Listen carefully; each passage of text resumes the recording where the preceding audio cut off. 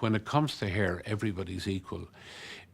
Politicians, clergymen, nuns, road sweepers, hedge trimmers, you name it. Surgeons, professors, architects, every walk of life, and I mean every walk of life. You might find somebody who's outwardly the most confident person, but they're racked with self-esteem issues over their hair loss, or somebody who's worried about, you know, getting their next acting part, or just making corporate presentations, and so really it's not the people that many would assume are going to come in for hair loss. It's anybody. The way we approach our patients here is that you are a celebrity for the day, and indeed for your time of treatment with us.